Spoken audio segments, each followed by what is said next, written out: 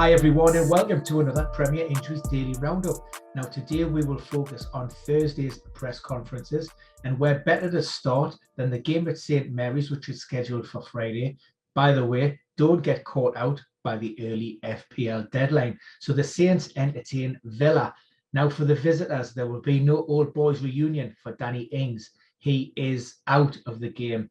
No specifics, but it is COVID related. Whether that's self-isolation or whether he's tested positive, we don't know, but he is out of the game. So it looks as if Dean Smith will be forced into a slight change of formation, possibly to a 4-2-3-1 or a 4-3-3 with Ollie Watkins leading that attack. Ezra Konza serves a one-match ban following his dismissal. Villa made that appeal midweek, but that was turned down. Douglas Luiz, hamstring, is also out, but the Villains will melt them. Morgan Sansom back into the squad. He missed out last weekend due to illness. However, due to a lack of fitness or match sharpness, it's unlikely that he will start. Elsewhere, Jacob Ramsey. Now, he was forced off during the early exchanges in Gameweek 10. Initially, Dean Smith reported that as a high ankle sprain. That's turned out not to be the case. Just a straightforward ankle problem. Nothing too serious. Returned to the training pitches on Wednesday, and therefore he comes back into contention. No Bertrand Traore for the Villains. That's a thigh problem that's been going on for a while now. For the host, Southampton, Armando Broja, he is back. Missed out after picking up an ankle problem. I think it was in game week 9. Obviously missed the Carabao Cup game against his parent club Chelsea and missed the subsequent game, the win at Watford.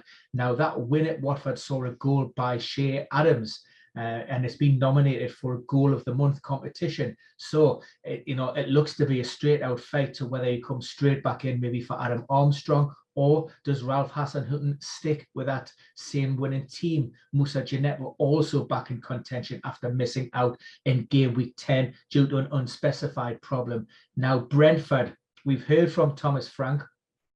Just a couple of key updates. Christoph Ayer, he picked up a recurrence or a re-injury of a recent hamstring problem in the Carabao Cup. So that kept him out of the game in week 10. Now we know it looks as if he's going to spend a significant time on the sidelines, likely to be 6+ weeks, although there are no guarantees that he will be back this year. So it may have to wait until early 2022 before he's back in contention. And that's a big major blow in recent weeks with, of course, David Raya, the goalkeeper, suffering a posterior cruciate ligament injury, which opened the door for Alvaro Fernandez. A lot of people asking about Brian Mbeumo. He returned to the matchday squad last weekend, again managing his own hamstring issues, but he was an unused substitute. Probably the right call by Thomas Frank. You don't want to be risking and potentially exacerbating any problems there. He's been training fine all this week, and if he can come through that final session without any major issues, then I fully expect to see him back in that starting lineup following the disappointing defeat to Burnley.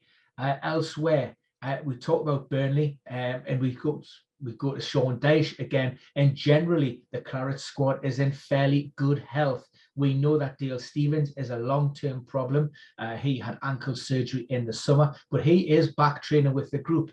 Now, it's going to take a while to build up that fitness, to get that load in his leg, but that's good news ahead of this busy festive program. So in a matter of maybe 3-4 weeks, we could see him back in first team contention. The only other talking point is Aaron Lennon. He's had a little bit of an upset, I think, his stomach bug going around the club.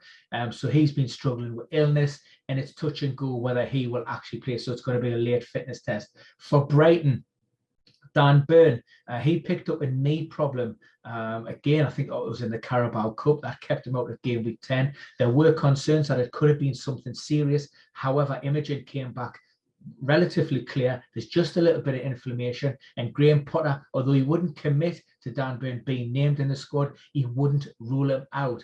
Elsewhere, Aaron Connolly missed out game week 10 due to a minor heel issue, is back in contention. We know long-term absentees Stephen Alzate, ankle surgery, and also Danny Welbeck, hamstring surgery. They're going to be out until probably January or February next year. Taylor Richards, he's been managing a back problem, but he's been on the fringes of that first team squad. So it's it's 50-50 whether he'll be included in the squad. And one final update that came from the Liverpool Champions League game last night, and that was Roberto Firmino. We know that he's been forced off for the hamstring issue, certain to miss out against West Ham.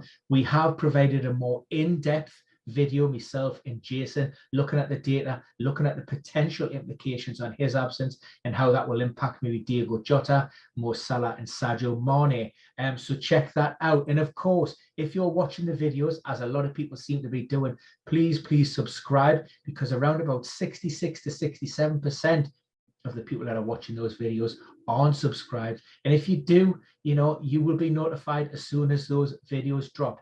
But for now, that's all. We will update with another video hopefully tomorrow. It's going to be jam-packed ahead of that deadline. Like I say, we have about 14 or 15 press conferences scheduled. We do have 3 Europa League games tonight, 2 in the league and 1 in the conference. West Ham team news has just dropped. Soufal starts, but a worry for fantasy managers, Mikel Antonio is also in David Moyes' starting 11. So fingers crossed and pray that he comes through that game unscathed, because it's a big game against Liverpool this weekend. But until next time, I'll see you all again soon.